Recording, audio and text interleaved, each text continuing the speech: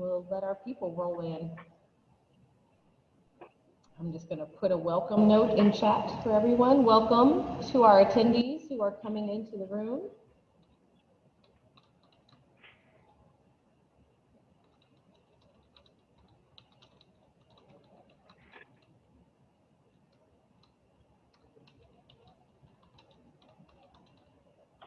We will begin promptly at 2:30.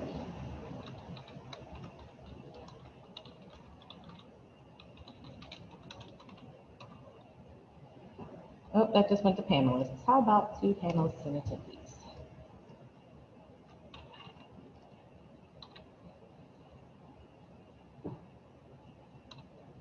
Okay.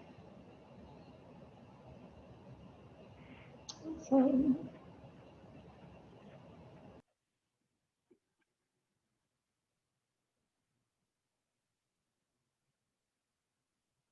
You muted everybody?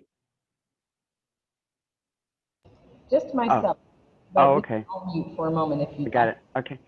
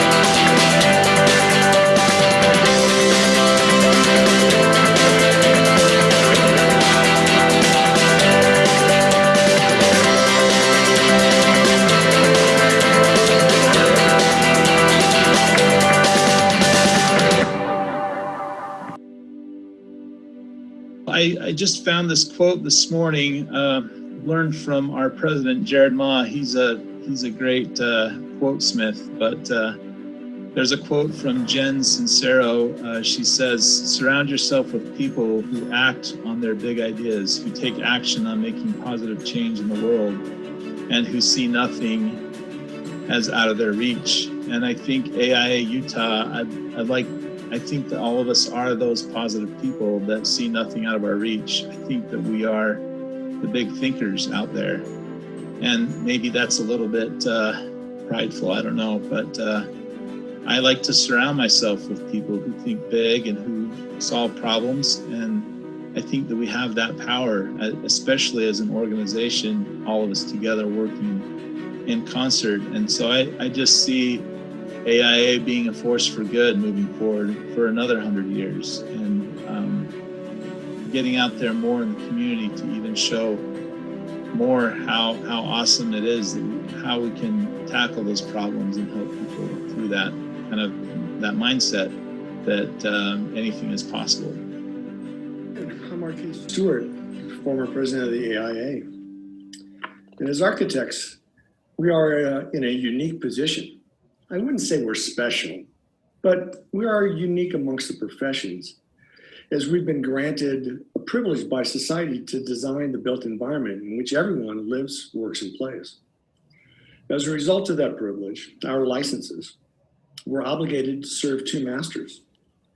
We have clients who select us, collaborate with us through the design process, and pay us, hopefully pay us. We also serve society at large, obligated to protect the health, safety, and welfare as we strive to make it a more beautiful place for us all to live our lives. The way we deliver our services is deeply rooted in the patronage system of the Renaissance, when the royals and other elites of society favored us with commissions. As a result, the profession has been slow to change as American society has become increasingly multicultural. Without much thought, I'm sure each of us could name a number of non-European influences on food, fashion, theater, art, music, movies, language, literature, sports, holidays, and whole other aspects of our social traditions. We would miss those cultural influences if they were suddenly removed. And yet the profession remains slow to embrace non-European, non-male influences in the architecture we create as we enter the third decade of the 21st century. In June of 1968, the AIA convened its annual convention. Whitney Young Jr. addressed the convention, calling the profession to task for our thunderous silence and complete irrelevance for our lack of contributions to the cause of civil rights. While Mr. Young's well-deserved critique was not shocking, it did not jolt us into rapidly altering our behavior. Yes, we did begin making some slow progress to become more inclusive and welcoming of Black, Asian, Hispanic, Indigenous, LGBTQ women and men who wanted to serve their communities to make them better places to live that reflected their cultures and their traditions. Luckily, we've had some great champions to show us how we can become more inclusive and more diverse as a profession, and yet that progress has been agonizingly slow. The AIA recognizes such a champion each year with the Whitney Young Award in honor of the man who challenged us to do more for all of society. We're honored today to have Gabrielle Bullock, FAIA, NOMA, IIDA join us. Gabrielle is the 2020 Whitney M. Young Award recipient. It's too bad we didn't get to see her accept her medal at A20 in Los Angeles this past May, as LA is her hometown. Gabrielle is a principal and board member at Perkins & Will. In 2019, Gabrielle served as president of IIDA. After serving as managing director of the Perkins & Will LA office for many years, she was named director of global diversity for the firm, guiding their efforts to achieve social justice and positive change in all their projects. So Gabrielle, we look forward to hearing from you. Thanks for being here.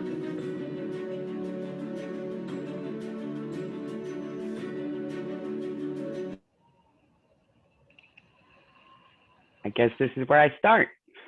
Yeah, you have some applause too. Welcome, Gabrielle. Thank you. Looking for the old presentation. Hi, everybody. Thank you, RK. That was wonderful. Give me a minute, folks. And Heather, let me know if my setting it's correct. Yes? Right? Yes. Okay. Okay, great. Hi, everybody, and thank you, RK and Phil, for inviting me, and Heather. This is very exciting. I must say, I've not done a keynote on Zoom yet, and I put keynotes at a very high esteem, so thank you all. I'm an extrovert, so I recharge around people, so the fact that I'm not with you in a room is a bit of a challenge for me. I won't know if my jokes are funny or if my levity is working, so give me a shout out along the way. So, diversity in design, now is the time. I think that the disruptors that we're experiencing in our society are telling us just that. And so I'm going to share my journey, my mission to advance the profession, share some strategies and some examples of how we can elevate the profession and transform our culture and design processes with a specific focus on connections to communities. I'll talk about why I care, the state of the profession in a little bit of detail, a little bit more on the societal disruptors, past and present, that are requiring what I call the cosmic reset, and equity in community, the historical barriers and concepts that we must combat, some actions, and hopefully some ideas how we can transform both our firm cultures and work. And then finally, an example of how this might play out. So you just heard RK quote Whitney M. Young, and when he admonished our profession and challenged us to cease our silence by addressing social and civil issues. So as I said, I think this is the time to do that. The profession has a representation issue, and I will also say it has a relevancy issue. So I was the second Black woman to graduate from the Rhode Island School of Design's Architecture Department in 1984. I went into architecture so that I could positively impact the communities of Black and Brown people in particular. And in spite of the homogeneous nature of academia and the professional practice, I absorbed all that I could, the knowledge, even though there was a lack of connection to my culture, my unique perspective in academia and practice. I am one of 493 Black women architects, licensed architects in this country. That equates to 0.04%. There are 1,863 African-American men for a total African-American licensed architects of 2% at 2,361. So while being typically the only one in the room in many academia and professional settings, I choose to use my seat at the table. All eyes are on me anyway, so I might as well use it for good. So it's not been a deterrent, but for many it is. You know, if you don't see yourself in the organization or wherever you are, then you're likely to perhaps retreat, feel self-conscious, and think you have to do 110%. And at Perkins and Will, for instance, I found my tribe. This is my 32nd year at the firm. And for me, it's about purpose, team, and impact. So this is our mission statement around diversity and inclusion. And this is what we developed when I started this position in 2013. And it really, you know, the crux of it is we believe that we'll be more innovative, more successful, and more engaged as a culture if we are more diverse. and that we should, the bottom sentence, that we should represent the society and the clients that we serve. Well, after doing this for 7 years, I will say that the reflecting the communities we serve is a kind way of saying that we are not racially diverse and that we need to be. That race has been the elephant in the room, and not until the unfortunate situation that we find ourselves in today in the triple crisis that we are able to, I am able to directly face that elephant and tackle it within the firm and by talking to you and others in the profession. I won't go into, well, let me see. So RK mentioned, you know, the male-dominated, largely white profession that we are in, that we have. And, you know, there's the hero architect, there's the extreme criticism and clash with collaborative practices, work-life balance, and practitioners' diverse perspectives. So I think the intercultural competence is what we strive for. Just to give you some facts, some data around where we are as a profession. So 35% of all architecture staff are women, 29% are women are principals, and 40% of emerging professionals are women. So the good news is that the next generation seems to be more gender balanced. On the diversity front, those non-white, we have a ways to go. 27% of all architectural staff are people of color, 11% are principals, and 38% are emerging professionals. But if you look specifically at the African American population in our profession, you'll see what I said earlier, 2% and 0.4% are African American women, which is quite dismal. This is a representation issue across the discipline. NCARB recently published NCARB by the numbers, which the column on the left is those that are starting the NCARB process, and you see, you know, all the colors dwindling. So there's something going on. We are losing racially diverse candidates somewhere along this path, or several areas along this path. ACSA, the Association of Collegiate Schools of Architecture, just published this research paper called "Where Are My People? Blacks in Architecture." And it was quite fascinating because it did some research that aligned some of the societal issues, systemic issues that play into where we are today from a demographic standpoint. And so this image shows on the left, 2% of licensed architects are Black men. On the right, 32% of men in prison are Black men. So while we have a valiant effort to recruit and retain Black students, we should be commended, but it's imperative to understand the lack of Black men in architecture schools is a symptom of a larger systemic problem. The criminalization of Black men.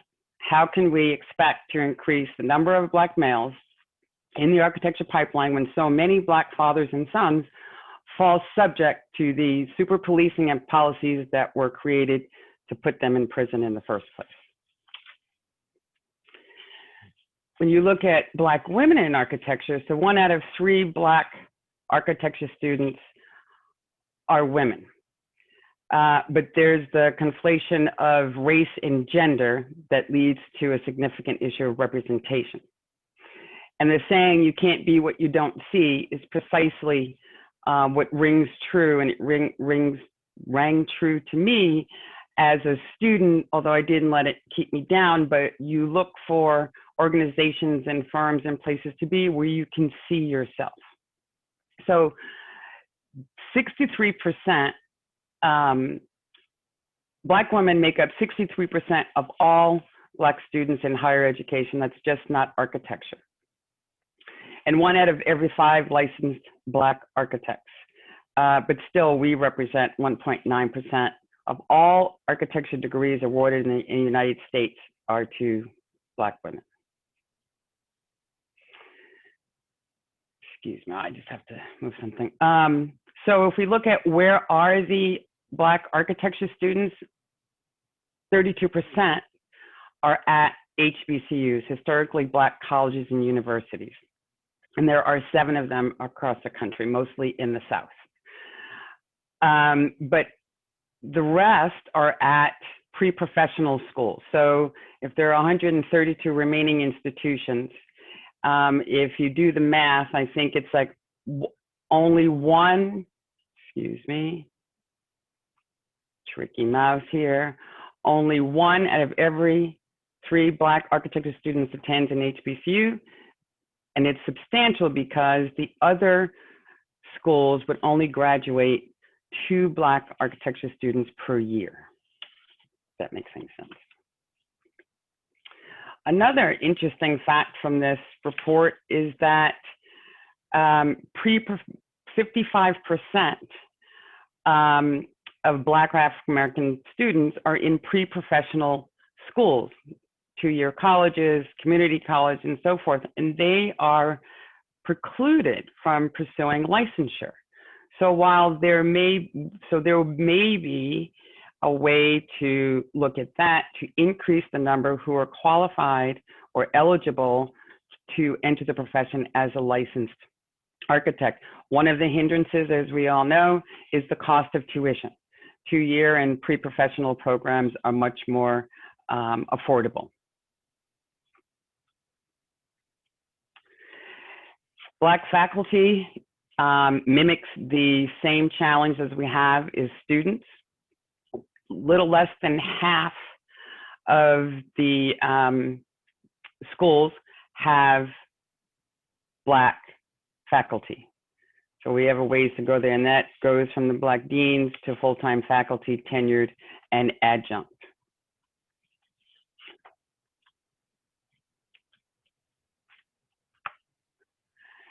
I find this interesting.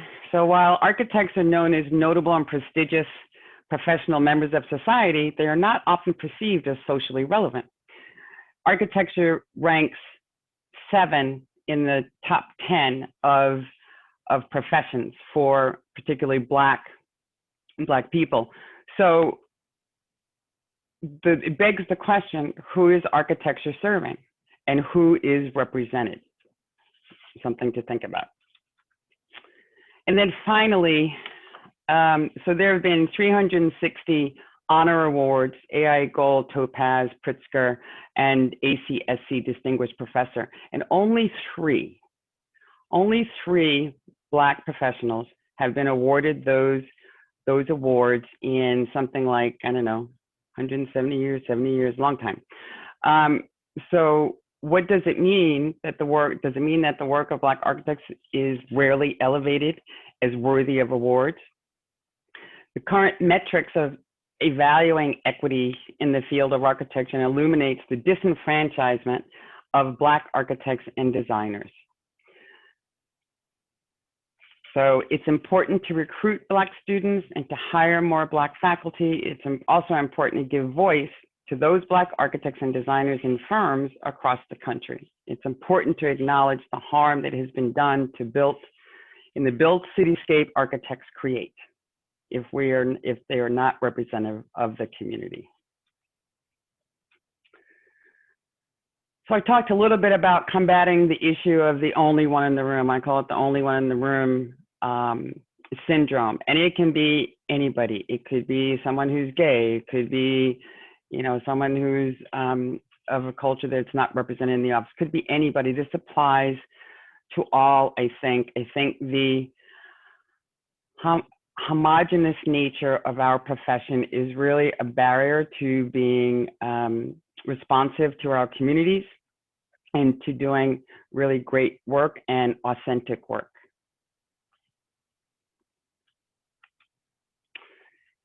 So let's look at society today and talk a little bit about the triple threat as I see it. So, right, there's a demographic imperative our society is much more diverse, culturally diverse, multicultural. There's a business imperative. The more diverse you are, the more successful and innovative you are. And of course, the human imperative, that the more diverse and inclusive an organization is and values those perspectives, really speaks to humanity. And what's not on here, but should be understood, is the sustainability crisis that we face. You know, the state that I'm in right now is burning, and it's just awful. And there is climate change for someone who doesn't believe it is. Sorry, I had to go there. And any broken segment of society is a broken segment for all. And so a sustainable and equitable society is a resilient society.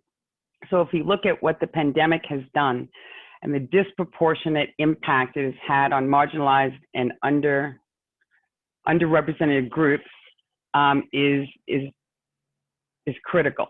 So 2 times more than whites, African Americans have died, 1.1 times Latin Hispanic, and 1.4 times the Native American population. And, you know, it's due to largely, these folks largely represent essential workers. They live in multi-generational households, poverty, racialized economic segregation, and so forth. And so if we look at what our role is relative to the pandemic and the impact on the pandemic, is how are we designing our cities and our spaces?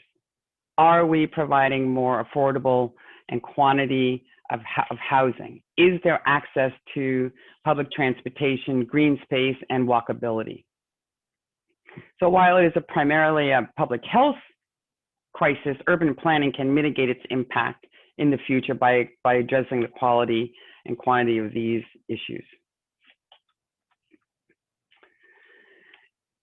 Contributing to the problem are the inequities that institutional and structural racism has on our society and the work that we do.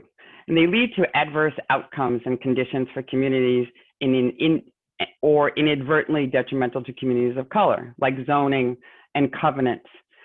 We have the opportunity to address these inequities with our clients and our projects by first understanding what they are and how can we use our expertise to mitigate them. And sometimes it means getting out of our lane, and in John Lewis's words, make good trouble or get in the way. So the structural issues, structural racism, is the interplay of policies and practices and programs of differing institutions which leads to adverse outcomes. The justice system, schools, all impacted. Institutional are also policies and practices and procedures that work to benefit the benefit of white people to the detriment of others, of people of color. And that's where the zoning and the covenants come in. And these are historical practices that some linger today. Surely the impact of them lingers today.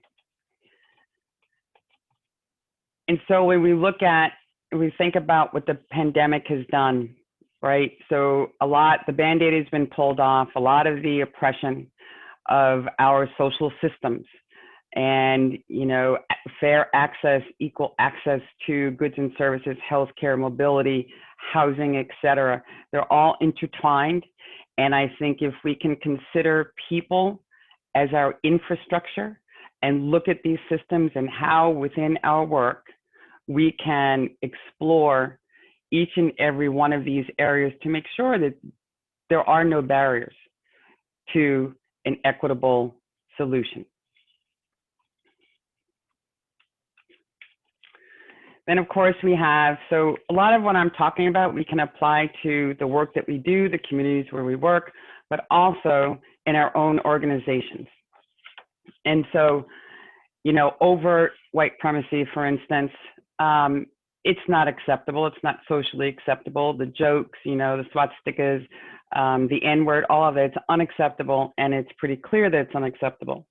I would say that what continues to impact us is the covert supremacy, right? And you know, you see here property taxes, discriminatory lending, school to prison pipeline, anti-immigration policies, bootstrap theory. All of these are norms that are covert, but they are embedded in many of our policies, governmental policies, and even social policies. So here we are, George Floyd's murder. Really, we can't unsee that. And so a focus on Black Lives Matter. And I want to focus on this because I've had lots and lots of discussions, as I'm sure many of you have. It is specific to Black Lives Matter because for so many years, Black lives didn't matter. And it, by the way, it's not just an African-American or Black person's problem. This is everybody's problem. This is a humanity issue. And of course, all lives matter. Of course, all blue lives matter. But to demonstrate the point a little better, so if you had a community of houses, right? If one house was on fire, would you douse all of them? No, you'd douse the one that was on fire, you'd rebuild it, and you'd fix it. That is the same concept as, you know, Black Lives Matter, and what Black Americans are facing today and have been for quite a while is specifically to the Black community. Everybody, you know, not everybody, everybody's impacted, yes, but this is a very unique and systemic issue at the moment. So, and we've seen the demonstration of how important to get the message across of Black Lives Matter. This is in Washington, D.C., the mural on the street, and it's happened in several other cities. So how do we transform? How do we transform our profession to respond to some of these issues? I think it starts with getting out of our comfort zone, having those conversations. This happens to be the result of an in-office meeting in one of our offices around race. And so we have to get out of our comfort zone. We have to educate ourselves and learn what are the barriers, what are the attitudes that perpetuate inequitable conditions, and adopt an empathetic, not sympathetic, attitude about what communities face, and recognize our role as stewards in dismantling these barriers and embrace a full spectrum of our society. So how do we transform? As I said, it is a perfect storm, a cosmic reset. We can't unsee what we've seen. And I think that we need connection to community in a collective participatory process in order to move forward and really connect with our communities in a positive way. Just a few slides about how we got here from a historical government and social systemic racism issue. So if we look at the historic practices that have created disproportionate opportunities and barriers in our communities. So, you know, everybody wants the American dream, right? Each generation does better than the last. Create generational wealth and prosperity through education and land ownership. Get a job, get an education, buy a home, raise a family, retire. Well, that didn't work very well for a large portion of our society, meaning Black Americans, because the historically disproportionate education and ownership opportunities were not there. As a matter of fact, they were prevented. So the civil rights movement of the 1960s was decades of struggle by African Americans and allies to end institutional racial discrimination, disenfranchisement, racial segregation in our country. But what resulted was the 1965 Voting Rights Act, but that caused white backlash and violence. So while the law was there, the rights were there, socially it was not accepted. Then came urban renewal, which is the reclaiming of land for infrastructure and development for cities, a significant reason behind the extreme wealth gap today. And specifically for areas that were previously redlined, the area where African Americans were relegated to live were the areas that were reclaimed in many cases. And segregation persisted after Jim Crow and the white flight from the inner cities. So white folks leave the inner city and that depletes the tax base, leaving islands of poverty. So the conditions of our cities and the social construct of our urban environments didn't just happen all by itself. These systems perpetuated a condition that still continues to this day. Planned shrinkage, where public policies of withdrawal of city services to blighted communities. This book, I don't know if anybody has read it. I am reading it now. It's called The Color of Law. And it's an investigation into how the US government in the 20th century deliberately imposed racial segregation on metropolitan areas nationwide, such as racial zoning, public housing that purposefully severed previously mixed communities, tax exemptions for prejudiced institutions, and so on. So I think in order for all of us to understand, as I said before, how to move forward, we have to know how we got here in the first place. And I think I've seen and experienced myself, I've done a lot more research in order to be able to explain it to others, because for me, for many years, for my entire life, it's been intuitive. But I think it's important for everybody to understand this information, and this is an excellent book. Gentrification, displacement, and erasure are really probably one of the issues that we face today in almost every city. And gentrification, for instance, is a change of character through influx of more affluent residents. And so when you do that, when there is gentrification in an extreme way, you lose the culture. There's culture erasure. You displace people. I'm going to share a project with you at the end of this that talks a little bit about how to combat that, or how we've been able to combat that. Okay, now to the fun stuff. So what do we do? How do we transform our profession? You've gotten a little bit of information, largely you probably knew some of it, but I hope it sets out the challenges that we face and the barriers that exist that threaten our communities and our connections to communities. So I say that we lead through the JEDI lens. And JEDI is justice, equity, diversity, and inclusion. And when I started this effort for Perkins & Will in 2013, we really focused on diversity and inclusion. And I've come to realize that without leading with justice and equity, that you won't get to diversity and inclusion. Diversity and inclusion ought to be the outcome. And if we operate in a more focus on justice, what's fair, what's equitable, that D&I ought to follow.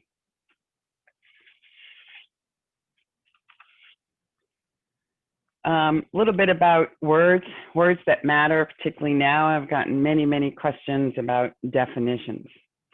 So justice is the concept of fairness and just relationships between the individual and society, as measured by distribution of wealth and opportunities. Equity is about access to those same opportunities. Sometimes our differences or history can create barriers to that participation. Not to be confused with equality. Excuse me. Equality merely means that everybody's getting the same thing, regardless of need. And then there's diversity, which is the differences, the mix, different thoughts, ideas, backgrounds, experience, etc., all of that. And inclusion is an environment that recognizes the value and respects those differences and what everyone and everything brings to the table. We'd like to say that we're inclusive, but I would challenge all of you to look at your practices, how you behave, both mostly in the workforce, and take a good look and see if there are instances where it's not as equitable or it's not as diverse and not as inclusive.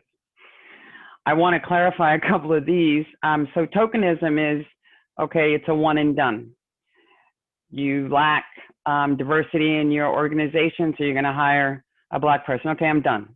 That's tokenism, and it's merely an actually insulting gesture.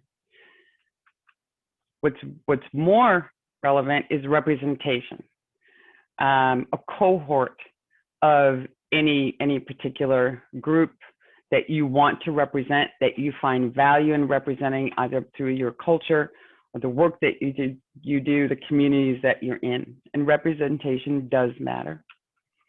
Savior, I call it the savior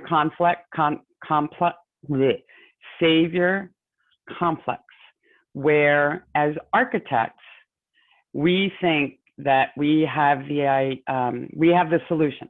So we're going to fix it for you. We're going to solve your problem. Same thing can be said around these conversations around race. No community needs a savior. They need a partner.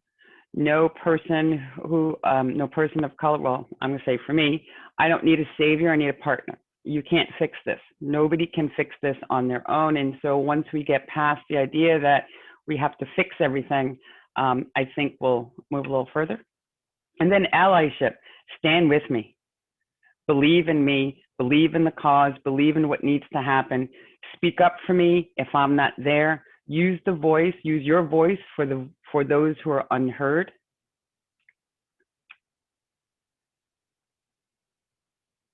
And then so some JEDI strategies, and these are broad and can be applied in many different ways. And by the way, all the ideas I'm talking about, they're all scalable. I don't care if you're in a small firm or a large firm or medium-sized firm. We all can do something, and I think there's plenty to go around. So gaps. I think before we can transform our practices and thereby our profession, we need to understand where the gaps are. Not only gaps in demographic, but gaps in approach, in thinking, in understanding. Do we understand how we are doing things and where things might be lacking? And I'll give you an example. At Perkins and Will, we identified at the very beginning that we lacked gender balance, that we lacked specifically African American representation. And so that was a goal for us. And I'll show you a little later how we achieved that. I think action, what we're in now, some call it a movement. So movement implies move, act. So I think while many firms and organizations have put out commitment statements around racial justice, social justice, but I think it's what follows. And so the actions must be deliberate and intentional in order for them to stick. All of this takes a risk, right? Becoming a change agent, it's risky, but I have found it worth the risk. And so I think if anybody out there can bring anything back to their firm to suggest that they explore, that's taking a risk. So go for it. And I think lead with social justice and equity in everything you do. And cultural competency, I'll talk a lot about that in a minute, but I think being able to be curious and understand and research what cultural competency is for your organization and for your projects. And if we can't represent a particular culture and we're working on a project, for instance, then we must become more competent through research.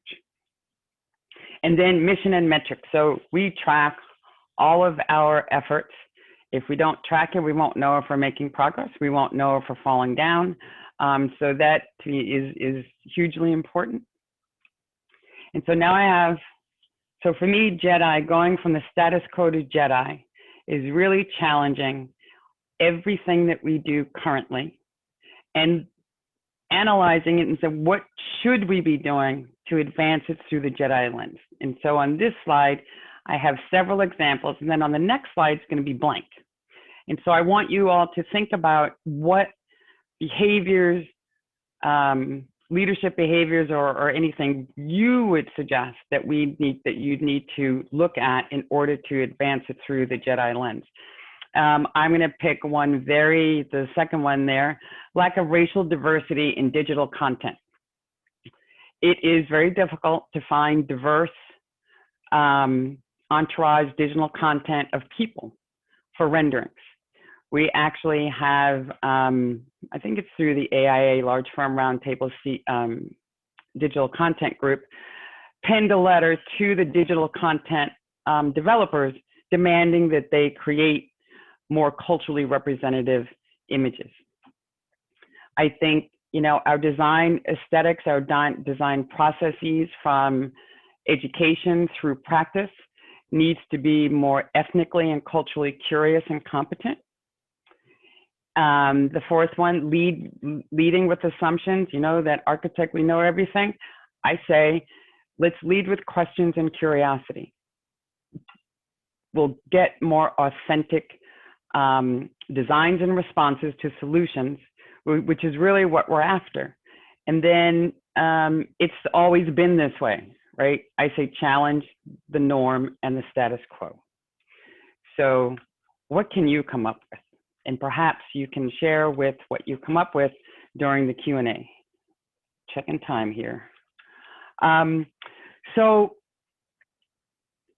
for the design process, as I said, if we start with the people, and it's a people-centered approach, then we're obligated to understand and listen to their lived experiences and navigation. We cannot know how a community lives, what their experiences are, if we're going to design communities that are resilient and relevant, then that's something I think we really need to focus on. And then this cultural competency. So if you look at the continuum on the right, at the very bottom, it's cultural defectiveness, where people actually belittle other cultures. Then there's cultural incapacity, where there's no interest expressed in the appreciation of cultures. Then cultural blindness, and you can read on.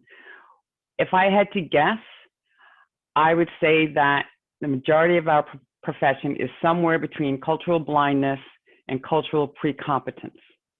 I challenge us all to get to the top, the highest cultural competency, where people unconsciously hold culture in the highest esteem to guide their work and their lives.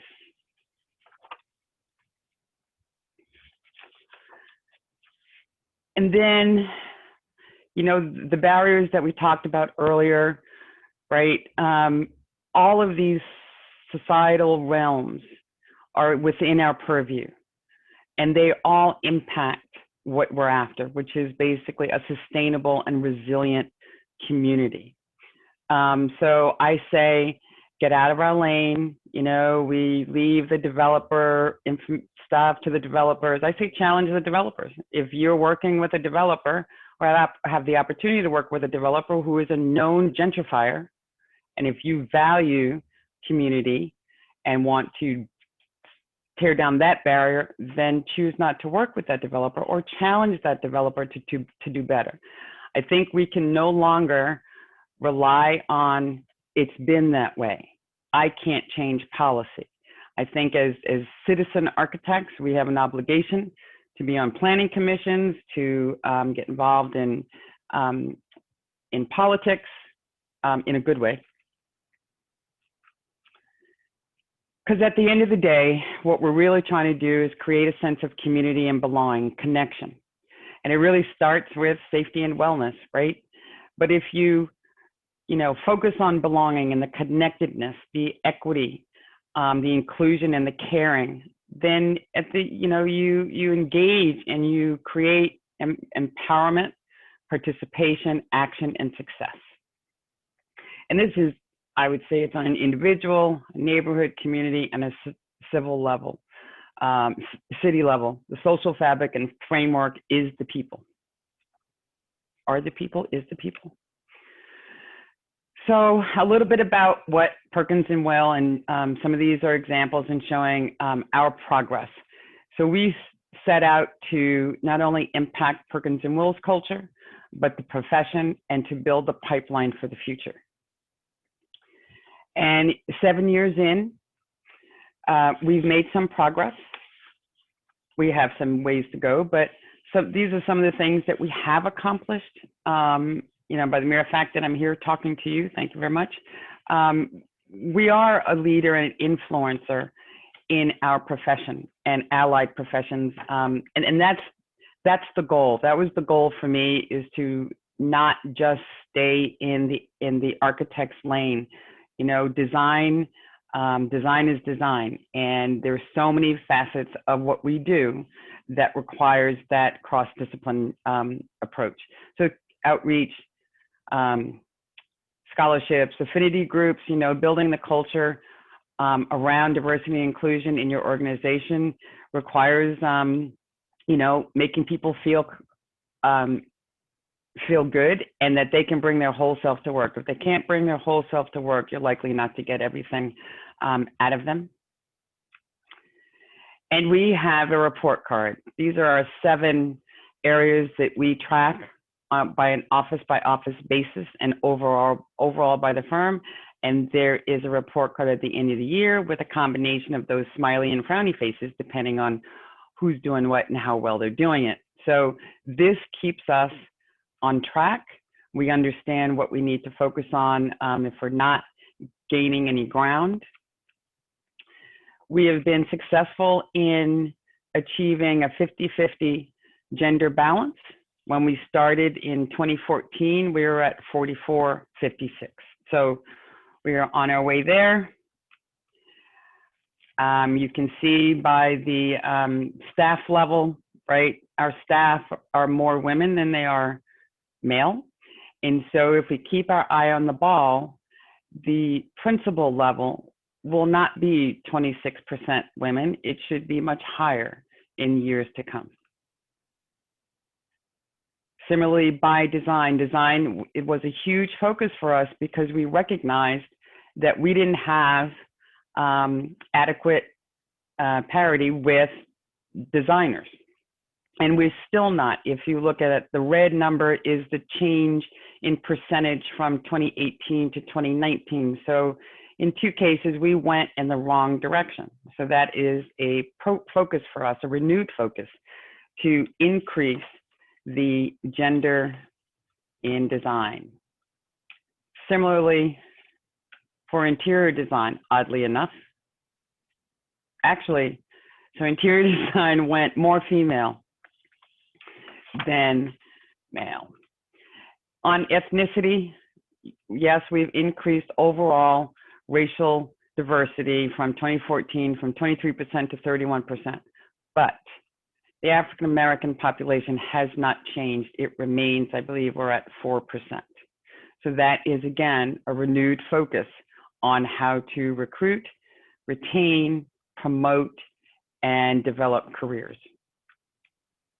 And that's how it looks from a position level.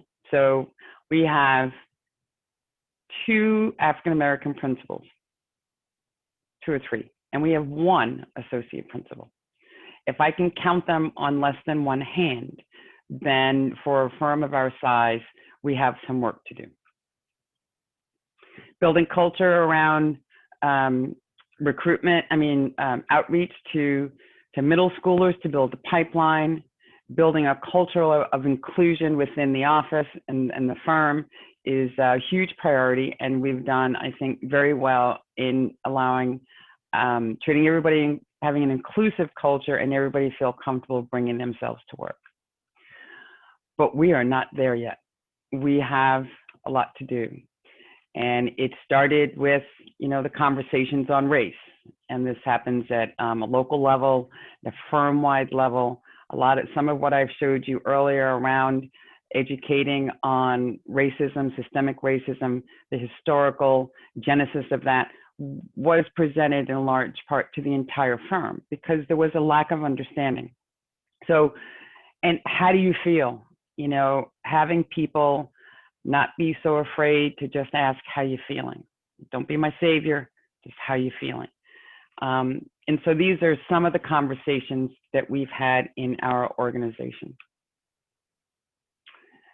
Just some things to highlight. Listen to people, the lived experience, research, have the conversations with your friends and family, and support Black-owned businesses and other businesses that are disinvested in or impacted by the issues of today.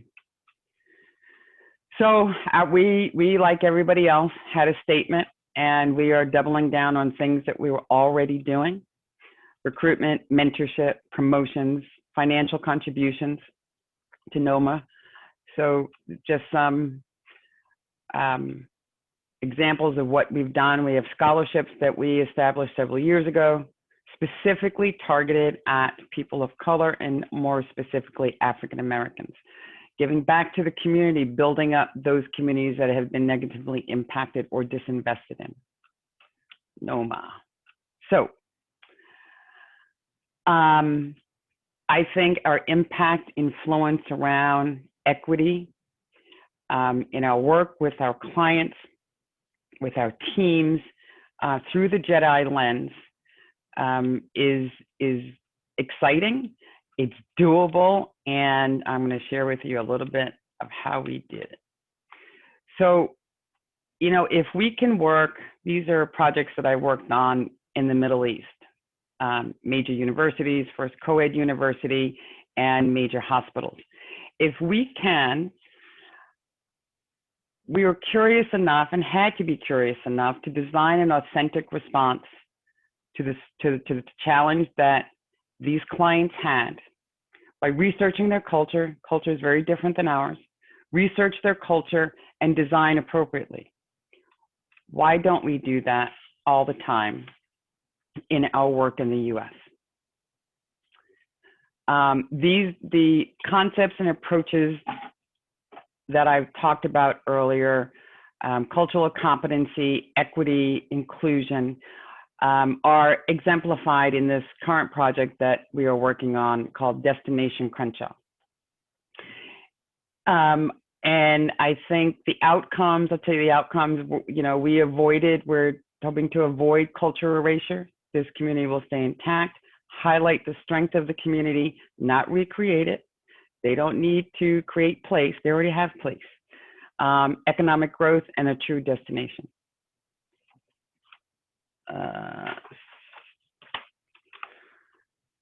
So it's an outdoor cultural art experience, otherwise a linear museum in South LA on Crenshaw Boulevard, a major commercial corridor. The extension of the train was coming from the airport to downtown through this area. In every other significant commercial area where the train has been expanded, it's gone below grade so as not to disrupt the commercial viability and activity at street level. Well, not on Crenshaw. The Metro decided to put it at grade, which basically barrels down a long-standing commercial area. The client, led by a council member, created a not-for-profit, Destination Crenshaw, to to do this project privately funded so that they could select their architect, not only the firm, but the individuals, their contractor, and guide their story. As an example of disinvestment and barreling through, and when the Endeavor was moved to Los Angeles, it went down Crenshaw Boulevard. This street used to be lined with trees. They tore down the trees. And how long ago was that? I don't know, 10, 15 years the Endeavor came here. They've been without those trees. So our team, trying to find a theme or a metaphor of what this community really means. And it's clearly resiliency. It's the oldest Black neighborhood in Los Angeles. Many of the people, during the Great Migration, migrated from the South and the East to this area, the Black community. And I'm sorry. Oh, guess I included. So one of the metaphors we used was the Bermuda grass. Now we call it Bermuda grass. It's called the African something other, I forgot the name of it, but it used to be used for slave ship bedding. It was durable, you couldn't kill it. And so the resiliency of the Bermuda grass rang true to us.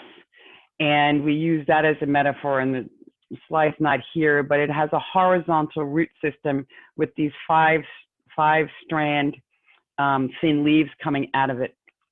So we use that metaphor, and this is a site plan, abstract site plan that with that root system sort of overlaid on it. And so for this 1.3 mile area, both sides of Crenshaw Boulevard, we've identified 4 major intersections or nodes with themes that spoke to the contributions and the celebration of what makes this community tick. Improvisation, firsts, dreams, and togetherness.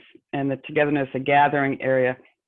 And so it's a series of pocket parks along this boulevard, both in public right-of-way and private property. Some parking lots, we've taken over some of the parking spaces. There's major art that will be commissioned by Black artists. I will say that it was very important for this client and the community that everything be Black. The team had to be represented, had to have Black representation. All the artists are Black artists. All the stories will be related to Black citizens in the community, and like that. So, and they called it Unapologetically Black. So it was very clear this was consistent throughout the project. So the cultural competency on this project, we have someone on our team who lives in the neighborhood. We have others that worked in the neighborhood. So there was a cultural connection, a shorthand that this client was really after. And so without that deep connection, I'm not sure this project would be as successful. But the most important thing was that the community was a design partner. It just wasn't a town hall every design phase. They have been part of the design process from day one and will be. Just some images of the various pocket parks. As I said, they have different themes. This happens to be the Welcome Park with 2 major art sculptures in there, and you'll see this when you get off the train. There is a major monument sign, which will really be the beacon or the marker. You have arrived at Destination Crenshaw. This community is strong, it's intact. By all means, come visit, but you can't stay. So warding against gentrification, cultural erasure were really top of mind and core at everything we've done. Another pocket park. So these are just a series of pocket parks. This wall, you saw it in the Endeavor picture, was a mural that was started in the 70s by random community members. They have privately, at a grassroots level, maintained it over the years. So we will refurbish it at a park. At the very end of that 1.3 miles was the togetherness mode, and this is where we are putting Sankofa Park. And Sankofa is an African bird that means take back what was taken from you. And so this is the park that will have gathering space, 4 or 5 major art pieces, the highest view. That's it. So that was a lot. I felt like I talked really fast, so I hope there's lots of questions. So I would say that creating a new baseline for equity is what we all need to do. Walk the walk. What are your beliefs? What are our ethical boundaries? You know, equity in the planning process. And if you lead with cultural competency, you'll understand all the barriers and all the opportunities. And we must challenge the status quo. So let's be JEDI influencers, and let's focus on a more sustainable design effort for a more equitable society and profession. Thank you. Yay. Yay. We have our applause. Was that applause? How do I get? I gave you some applause. There we are. Thank you. I have, so there's some resources here, and you can all either take a screenshot or I can email it to you, Heather, for the group. Just some ideas. If you'll email it to me, we will be posting your video on our YouTube channel, and I'd like to include resources in the link. Don't anybody count all the ums. It'll reside just on our AIA Utah channel. Okay. For our members, which we appreciate. We do have a couple of questions. I'm going to stop. Should I stop sharing or leave it up? You can leave it up for a little bit. Okay. So people can have a moment with it. They can still see your face. If they will change their view maybe to the side-by-side or the gallery, they'll be able to see everybody. Okay. I want to see. I would like to, we do have at least one question or two, and we're going to have some challenging conversation here, I think. The first one, and I'm happy about that. I just want to say, as the executive director here, I have always fostered and encouraged communication because that's the only way we're going to get ahead in conversation. I will say that our conversation will be 100% honest and 100% respectful. And as we move through the question and answer period, we will be inviting our young architects to kind of stick around for a little bit for a more in-depth or intense conversation that they'd like to have about where they feel their profession is going as our youngest practitioners on the horizon. But the first question we have here was that we said something about getting involved in politics in a good way. And just what does that mean? I mean, I think I expanded a little bit later in the conversation, you know, policies, right? A lot of folks, I'll give you an example. In our office, after George Floyd's murder, everybody wanted to talk about policing. And I'm like, no. We change policing through changing policy, right? And so get involved. Who did you vote for? Do you understand the policing policy? Same thing with zoning, right? Get on the planning board. Get involved. And so that's the kind of politics I'm saying, and also vote. But that's the kind of politics I'm saying getting getting involved in the civic arena of policy. And no less challenging a follow-up question is that, and I heard it in here too, I take it a different way, and I'll maybe even share my thoughts on what I heard listening to you. When you say, in an effort to combat gentrification, this design has been unapologetically Black, and displaying the message that you can visit and we want you to come, but we don't necessarily need you to stay. I think there's questions around what that means, and is that just also Okay. as racist, maybe a policy? I don't No, think that to be it's true. I think we don't necessarily have the same powers to wield over banking, right. gentrification, redlining, and zoning, but I'd like to hear your answer to that. It's a, and that statement actually came from the client in our design discussions, because gentrification came up. So how can we have this wonderful place primarily for the people that live there? Because what gentrification does is when you improve a community, then if you're not careful, housing prices go up and people sell. So the goal is to have it be so destination Crenshaw, so of this community, so that everybody would, we hope everybody wants to come here and enjoy it, but make it so that the pride is so ingrained in this place that folks aren't going to sell, and others coming to visit would recognize the pride and the ownership and have fun, but let's not gentrify it. Yeah, I appreciate that answer. You have questions flying in. The next. Oh God. I know, good. It's very good. And I like this one too. I studied some of this in urban planning, but I'd love to hear your answer first on, do you know how many of those redlining policies from the 30s still exist? My gut tells me they've changed.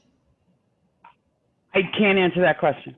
Yeah. I think they have changed. I think what remains is the results of them, right? We now have large communities of color with not a large tax base, you know, and folks live there because they couldn't get loans historically, right? I mean, it's a whole, so I can't answer that question, but I think that book, The Color of Law, I found it extremely informative, but I'm not done with it yet.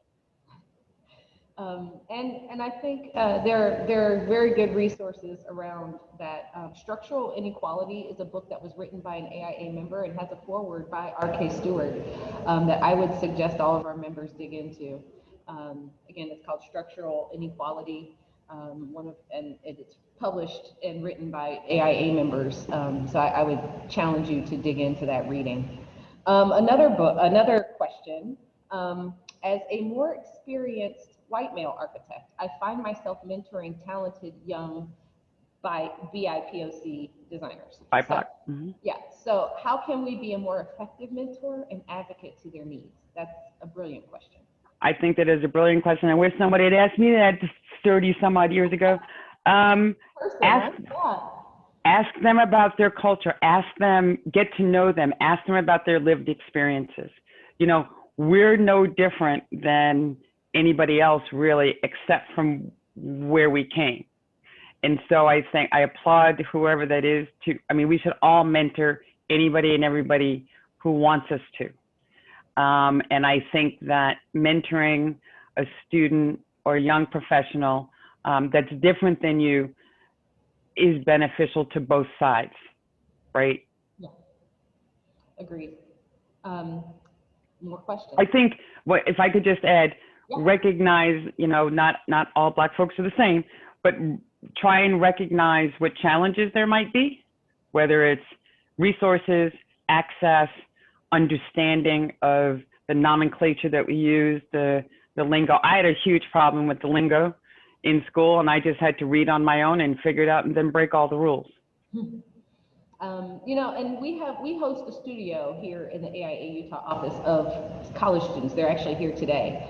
And I've seen, I've been with AIA since 2005. I've seen our classes become more diverse over time, which I appreciate. One of the ways that I try and support those things in the office is making sure we do something as simple as pronounce everyone's name properly, and not just allow them to create a nickname because it's easier for everyone else to pronounce their name. I make sure we make a point out of learning how to pronounce everyone's name, because that's just one of the most vital things you can have is your name. So I think there are bits and pieces like that that we can all do in more respectful manners around everyone that would help. we have a quick question on the name. I think maybe we didn't hear it right. It's an African bird with a name that means take back what was it? Sankofa. Sankofa. S-A-N-K-O. I have to write it. S-A-N-K-O-F-A. Okay. Sankofa. It's an African bird, and it looks back on itself. Its neck. I had an image, but I guess I took it out of the slide. And that's just that was the metaphor that we used to name that park. It's at the end of the line and has sort of a switchback. Got it. I like it. Okay. Several more questions. Do you have any resources to recommend that address things we need to consider in our zoning? Again, I'm going to point back to that book. And there are others. I can think of them. I don't know them off the top of my head. If I could recommend Root Shock by Mindy. Oh, yes. Well, and that's the book that we use to explore Destination Crenshaw. I forgot to mention that. Root Shock by Mindy Full-of-Love. And she was, in fact, the public member of the AIA board in, I want to say, 2013. Wow. So she's also helped inform our membership. She's a great resource to go back to, a trusted resource for AIA. She has a PhD in public health and focuses her work specifically on the intersections of place and public health. And I think that would have a great impact on all of our members to read. Also, and this is from Jeannie and RK, Gabrielle, Utah has a fairly homogeneous population. Can you give us an example of a Perkins and Will office in a similarly challenged area and where they've taken action to increase the number of people of color that have been hired? Yep. Well, I can't say that this particular office has been able to hire people of color just yet, but it's our Minneapolis office. And when we have our strategic plan and all those 7 categories, and, initially it's like, well, how are we going to hire Black folks? They don't live in Minneapolis. And I said, well, you don't get a pass. What else can you do? We also have an outreach and a mentoring. And so long story short, they thought about it and they said, you know what? There's not a NOMA chapter here in Minneapolis. We're going to help start one. And through the NOMA chapter, they were able to do mentoring, build the chapter. And because we're virtual, there's really no excuse anymore by anybody. So that is one great example. And they are probably the office that has been really, really active in this space. Well, and I guess the follow-up to that, how did you even start this conversation with Perkins and Will back in 2013, and how did that go? Right. So I just finished some projects in Saudi Arabia, and I was concerned about the lack of consistency in cultural competency given this work. So and then I reflected on my own career thus far and decided that the whole race and lack of diversity and, only one in the room syndrome was just, it was getting old. And I was seeing some difficulties. I was seeing how it manifests itself in the culture of the practice. And we had talked and had strived to be more diverse for years. And so I proposed that I would take it on as 50% of my time. Because I really thought that there was a sense of urgency and that we were we would risk being irrelevant in the not too distant future. So it was accepted. And so I had a listening tour across the offices. I went to each and every office and had a conversation with a representative group of that office about all things diversity and inclusion. Wow. And that's how we came up with those 7 categories that permeated probably across the entire firm. That is tough. And thank you for doing that work. Everything about it is groundbreaking for firms to take on. Do you have any mentor relationships with other professionals who are doing this work? I have a couple of colleagues that I talk to regularly. Actually, we kind of gripe every now and then, but I'm willing to talk to anybody about this. And so there's mentor and mentee right? There's a couple of people I call, so what do I do about this? And then a lot of people call me, what do I do about this? And I'm always happy to share what we've done, because it takes all boats, all tides, however that goes. We have another couple of questions, one question really, and this might be our biggest toughie to end with before we maybe launch into some more in-depth conversation with our youngins, as I like to call them. But everybody is welcome to stick around. I just feel like the conversation will maybe get into some of the places I've been hoping that we'll get our conversations to go into, again, some 100% respectful, 100% honest conversations. This question is, as a white person who doesn't feel like they're racist at all, and they really want the movement of respecting all human beings, regardless of race, religion, sex, or gender, they're afraid to make comments or ask questions because they're afraid of being labeled. So how can they get better at having these conversations? I have some thoughts. I'd like to also hear yours. I think you're always going to feel uncomfortable. As long as we feel like it's not happening to me, you don't know what it's like to walk in a black person's shoes. That's clear. It doesn't mean you can't be empathetic. I would say that to get past your uncomfortableness is to educate yourself a little bit about like some of the terms I talked about, and there are many others, and how to have these conversations, but nobody has all the answers. And the worst thing you can do is be silent. I've gotten questions from a friend I've known for 40 years. And she said, I got to apologize to you. I said, for what? She said, I had no idea what you went through. I said, how could you? You didn't ask me, but you're asking me now.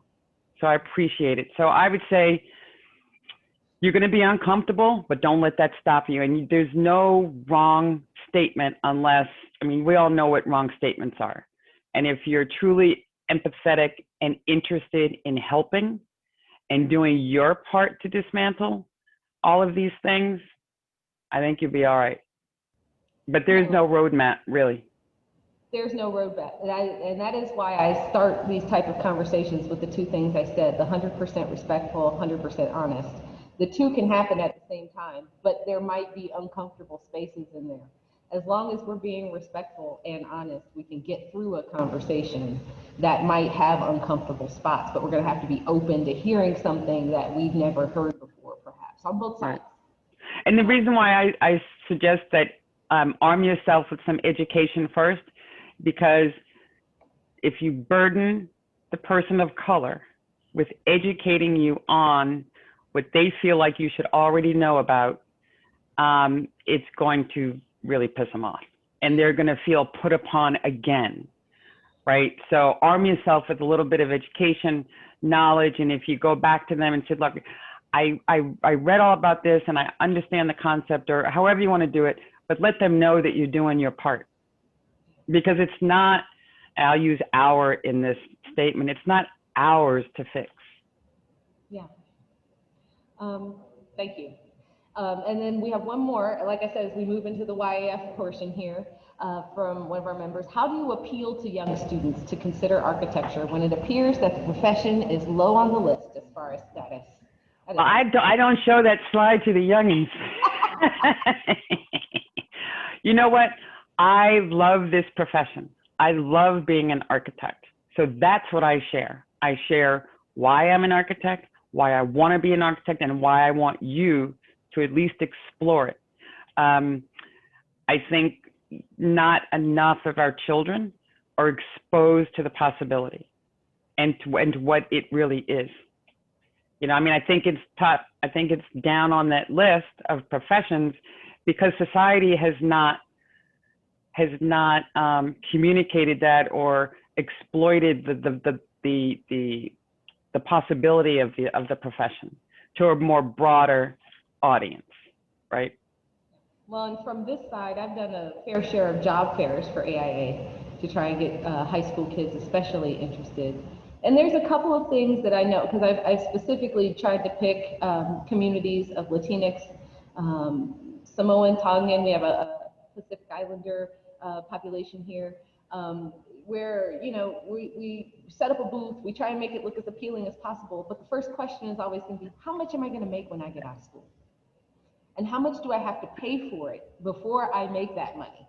Right. Until we can bring some of those things, perhaps like remove some of the barriers to entry, Right. and on the other side, make it more affordable for them to pay their loans, just like other professions that have become more diverse, like law and medicine.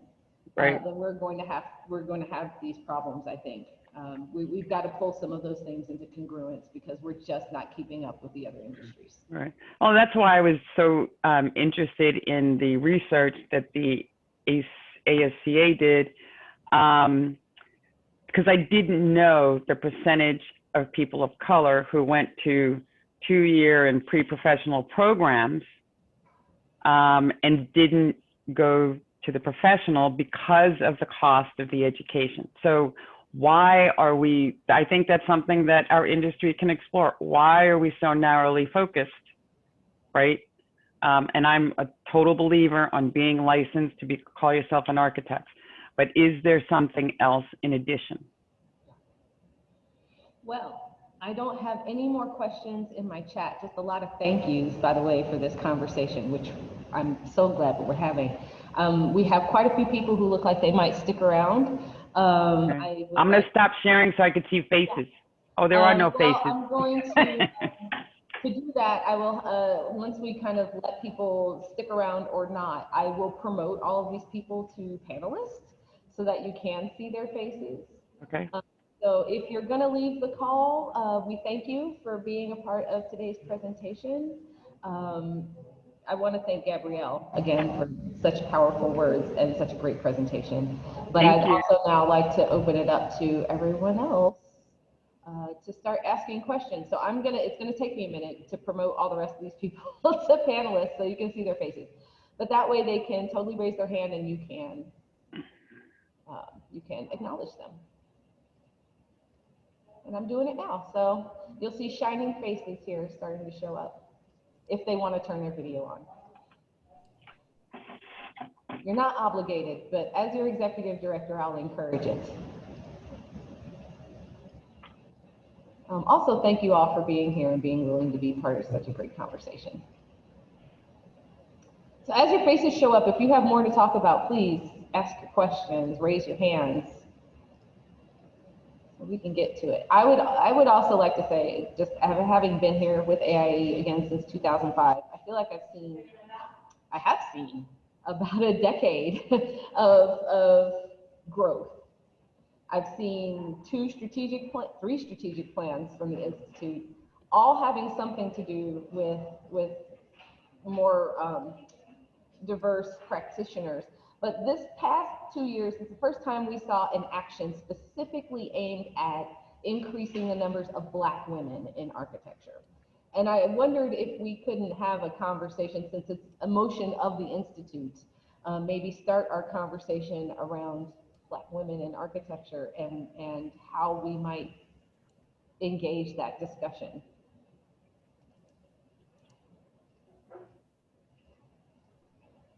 Anyone? Anyone at all. I feel like the teacher in Ferris Bueller. Anyone? Hi, Jeannie and RK. Yeah, you can all, let's see, do I have to unmute you? I think you can all unmute yourselves.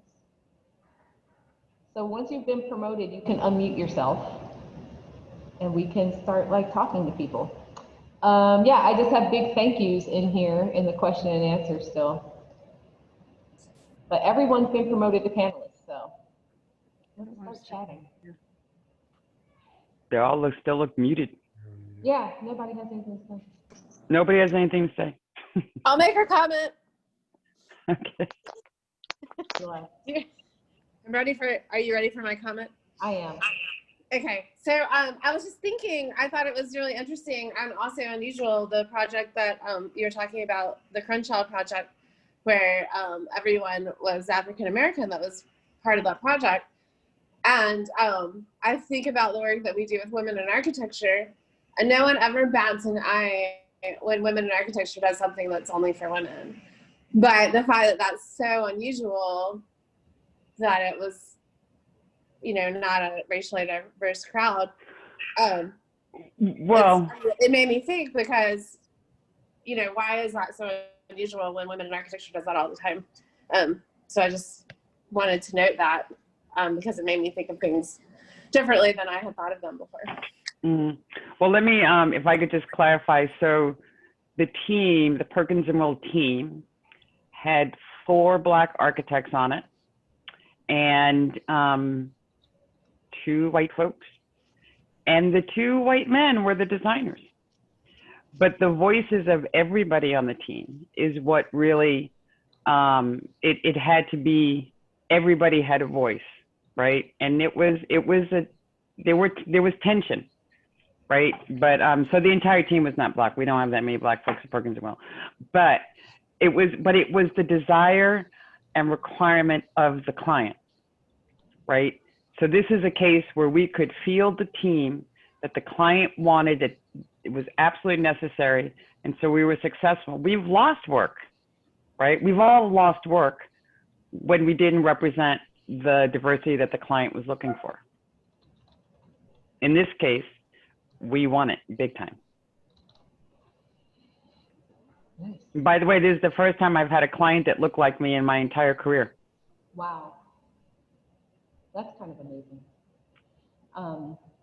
I got out of urban planning. I mean, just to be fair and honest here, I got out of urban planning because it was more than strenuous to be the only person in the room, often representing a project that was affecting a Black and brown community. And I felt powerless to actually give voice to their needs.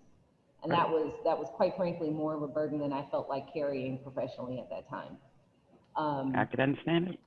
And I was in transportation dealing with at-grade rail crossings, interestingly enough, closing them to make communities more safe. So I totally hear what you're talking about. We normally bury those things so that we keep communities safe and minimize at-grade rail crossings, but Operation Crenshaw had to highlight it and then make it safe and smart, which I appreciate on a whole other level.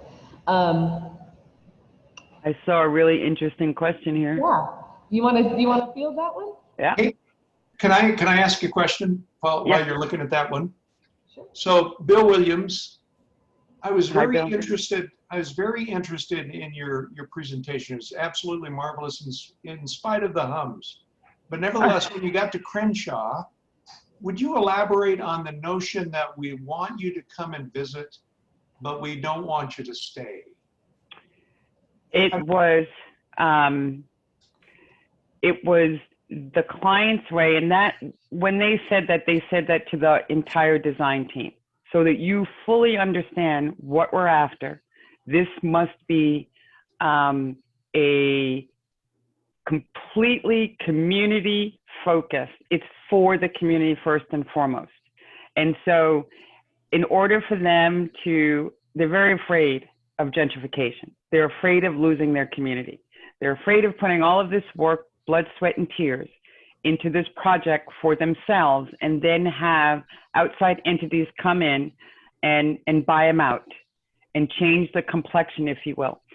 So that's what I meant. They, and it's a desire and a fear of this community that they will lose their place. And if that makes sense? Elaborate a bit. I grew up in a neighborhood that is I wrote my thesis on it for urban planning, and it's currently being gentrified in Ohio, in Cincinnati, where I grew up.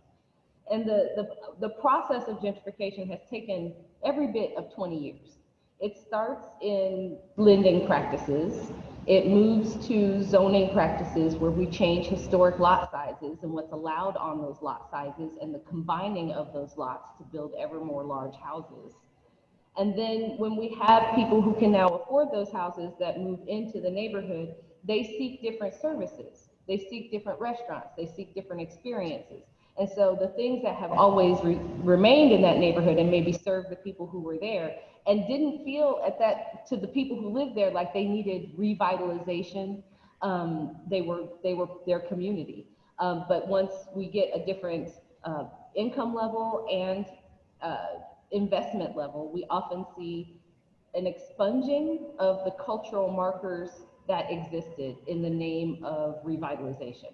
And that is ultimately what I think Black, Brown, Latinx, and now, transgender communities feel most threatened by, which is we've carved out a space. Everybody, I feel like we all want the same things. We all want to carve out a safe space where we can be identified and loved, and that is difficult to do, more difficult to do, it seems, in a brown body than in a white one in America. And questioned more, right? So I live in Los Angeles, right? When I moved here, I lived in Beverly Hills. It was clearly not designed for me or for people of color. Not the services, not the stores, not the salons, nothing. So it was designed to appeal to a certain clientele, to a certain group of folks. I think when a Black or Brown community designs and tells their story in their way to serve them primarily, what's the problem, right? Then another example is Harlem, New York, right? 10 years ago, a lot more people other than Black and Brown started moving to Harlem, and then they wanted to change the name because they didn't want it to be, they wanted their own name. But no, this is Harlem. You can live here, you could come visit, but you cannot change that it's Harlem. But their first instinct was to change the name. Is it a difference between changing the character, Yes, creating more diversity in a neighborhood? For example, years ago, I went to school in Philadelphia, and it was a very segregated community. In fact, when I was there in graduate school, a Black family bought a home in a white neighborhood in South Philly, and the neighbors burned the house down. And so there was this tremendous desire to keep it the way it was, not to integrate, not to allow people of any color to come into my neighborhood in spite of what they might bring. And so that's what took me took me by surprise, is when they said, we want you to visit, but we don't want you to stay. And that was South Philly. We'd love to have you come and eat in our Italian restaurants, but do not buy a house. well, I think it's different because you're talking about a community that historically has been relegated to the most undesirable areas of the city. So they build it up and make it their own. They make it a community, and now you want to come and change? No. You know what I mean? So it's not this. I don't think it's the same thing. It's not the project. And that's the essence of gentrification, Bill. Just to kind of wrap this up and get on to the next question, and we can come back. I do want to say the essence of gentrification is constantly being moved. If you are in a population that it has been gentrified, you are very likely to be gentrified again. And the effects of having that happen over and over generationally in families both reduces your opportunity to get toward wealth and keeps you in this process that creates fear and distrust. I think it's fair to acknowledge that. And I think that there's obviously quite a lot of work to do. But I think maybe a better phrase for that could have even been like, you can visit and we want you to visit, but also don't change us. Yeah. Don't erase us. And I think that's what you hear there, is don't erase us. Thank you. You're welcome. I want you to get to that other very interesting question. Oh, do you have to be a Christian to design churches?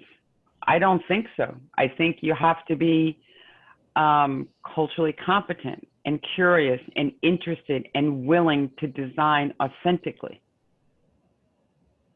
I think what might be underlying that question, and I've done some diversity work, so you guys can correct me if I'm wrong, but might that be also parallel to, and I've heard this question, do you have to be Black to design a Black building? First of all, do we have African American buildings? I think we have some good conversation around that.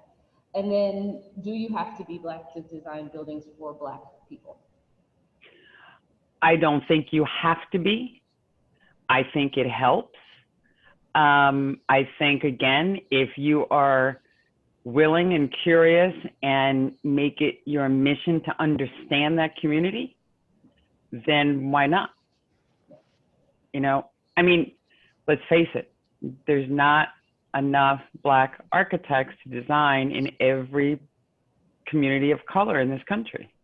So that's why my overarching message is we should all strive to be culturally competent wherever we are working, and rely on those. If you're not, partner with another firm, partner with a consultant. But, you know, trying to do it all on your own because you think you know it all is how we get ourselves into trouble, I think. Yeah, so I'm involved in doing some design for one of the churches here locally, right? And I'm a member of that church, and it makes it easier. But I also designed like the Supreme Court building for the Navajo Nation, which is way outside of my cultural wheelhouse.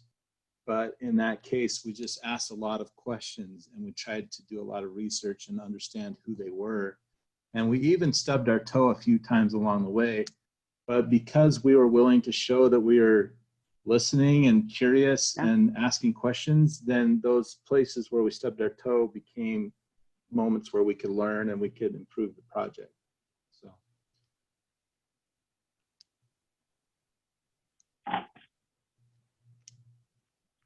Well, Heather, are we just about out of time?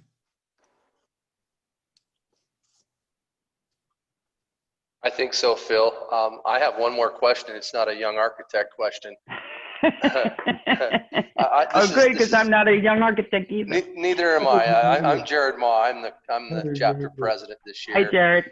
How are you? Thank you for coming, Gabrielle. It's You're been welcome. very informative.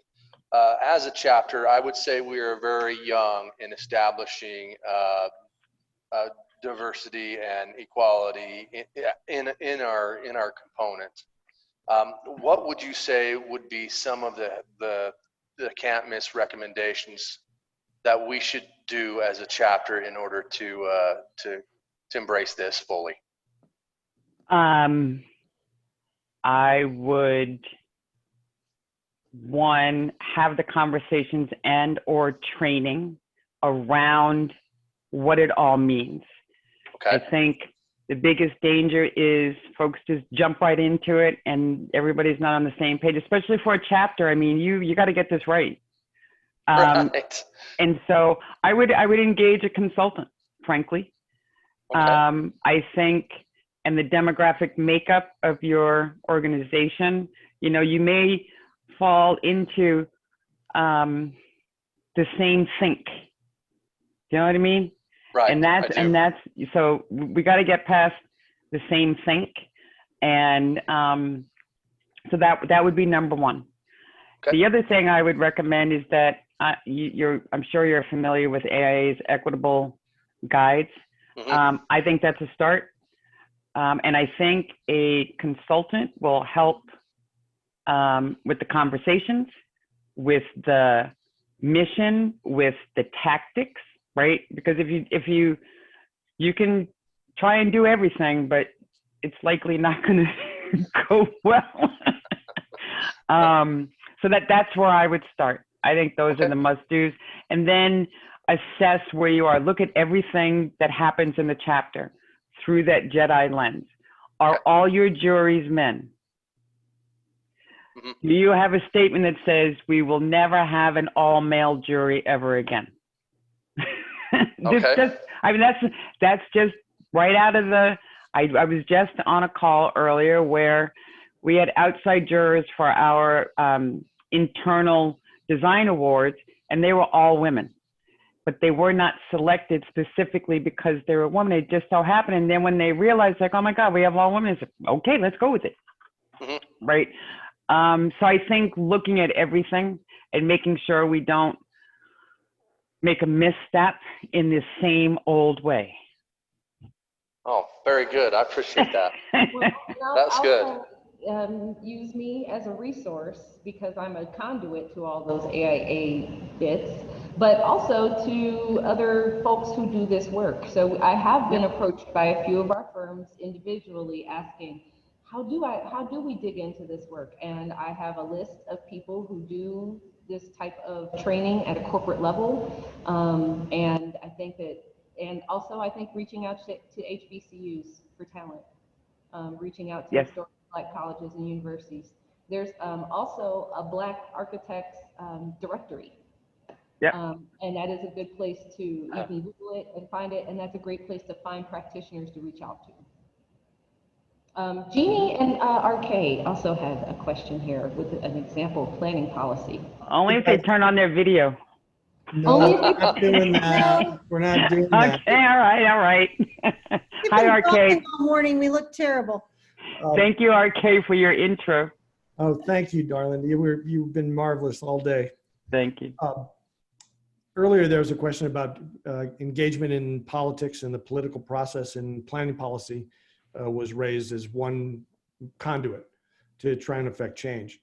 Mm-hmm. And I think a particularly currently relevant discussion all throughout Salt Lake County has to do with lot size and building size, as we struggle with the lack of affordable housing throughout the valley, and various communities trying to develop ADU or accessory dwelling unit standards that will allow people to create denser neighborhoods through these smaller either additional units or portions of their existing units. Some communities like Minneapolis has changed their planning policy to eliminate single family residential zoning. So yeah, you can do duplexes and quads, but no more single family houses. That's interesting. And there's a few in California that are looking at the same thing. Mm-hmm. So knowing that Salt Lake City, the city of Mill Creek, and other communities throughout the valley are looking at ADUs, get involved in your community's planning commission discussion about ADUs as a way to not only deal with the urban sprawl and the air quality issues that plague us all the time here in Salt Lake, but it's also where we can look at diversity and inclusion opportunities. And just to toss in a plug for the chapter's Government Affairs Committee. Boy, it's been a long day. We're always happy to lend a hand from that committee if you individually or your firm wants to get involved in those discussions. So Gabrielle, thanks again. It's great to see your smiley face. Great, welcome. It is great. I'm imagining your faces. And Phil, I just will turn it over to you then to close. Yeah, so to close us out, thank you again, Gabrielle, for your thoughts and for your time. And just on behalf of all of us here at AIA Utah, thank you for kind of putting on this keynote for us. And we really, I learned a lot. Thank you. Well, good. Thank you all. Thanks It so was much. my pleasure. I hope Wish I yes. We'll see you, and feel free to tune in on Friday. We have our closing for Tom. keynote with Tom Main at 2:30. So Okay. All right. Bye, everybody. Thank you. See ya. Everyone. Have a great afternoon and stay. Thanks. Thank you. We'll see ya.